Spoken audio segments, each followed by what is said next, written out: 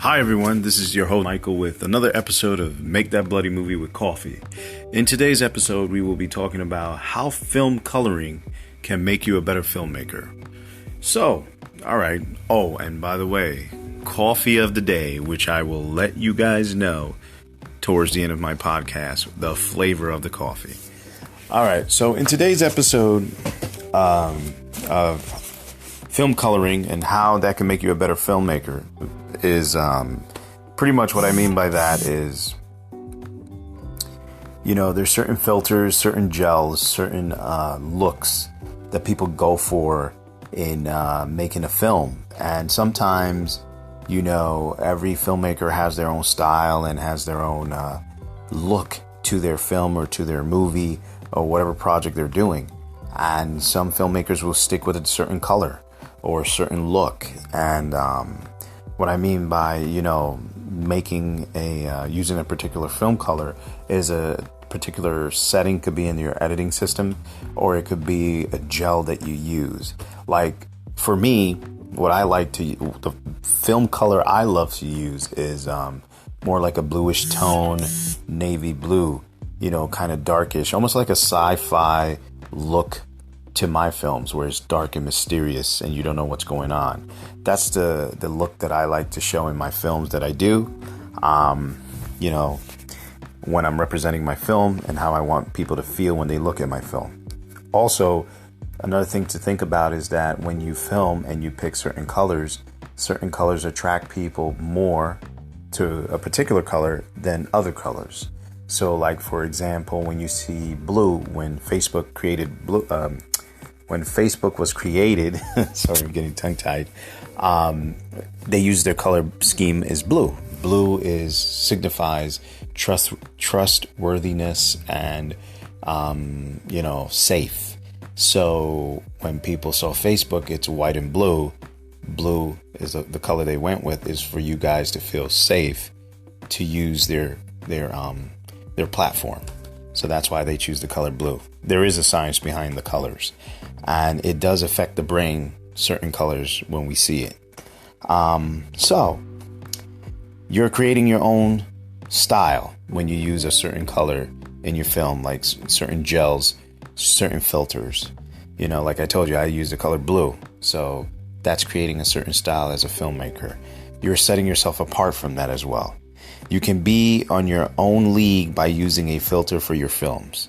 So picking a certain color and what you want in your films to look like can set you apart from a lot of filmmakers. And it could either make you or break you, but one of the things it can do is set you apart from a lot of the competition that's out here. 2, I believe it or not, certain filters help tell your story differently, and the audience are attracted to certain colors. Again, in the beginning of this podcast, I was saying that certain colors people like more than others. So when you use a certain color to your film, it can give your story a different feel to it and a different look. Like I said in the beginning, you can have that sci-fi feel to it.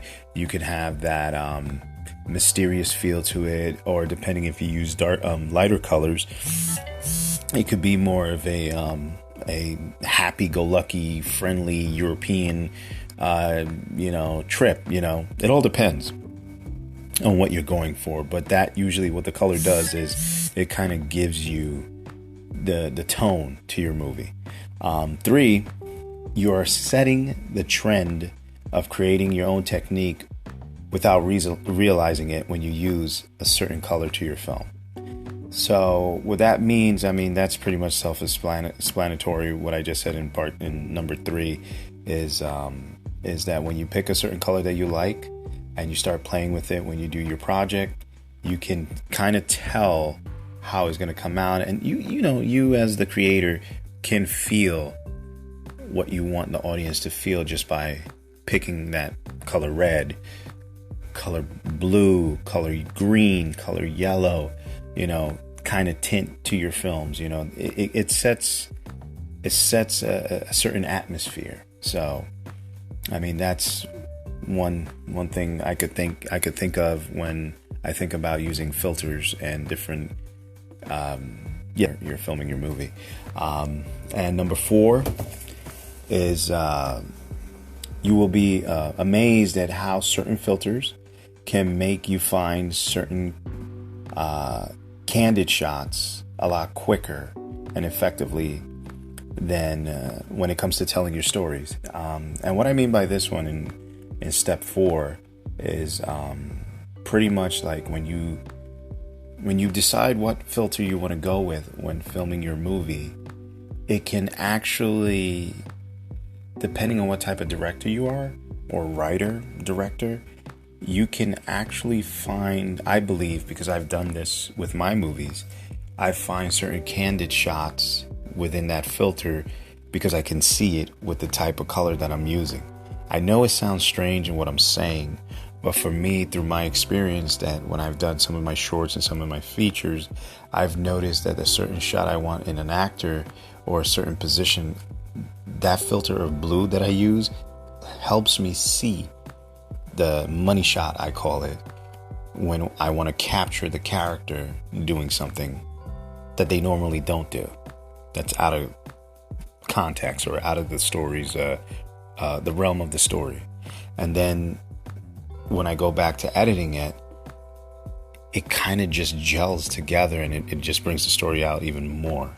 So yeah, that's one of the things using a filter in your movie can help you as a filmmaker be a better filmmaker in when you're making your films. So these are the 4 steps, and I just wanted to share that with you guys.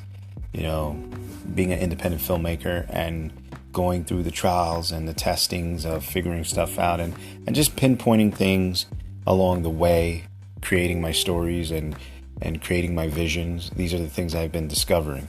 So that's one of the things I wanted to share with you guys. All right, again, the coffee of the day that I'm drinking today is a Dunkin' Donuts Macchiato original blend with 2% milk and 1 sugar.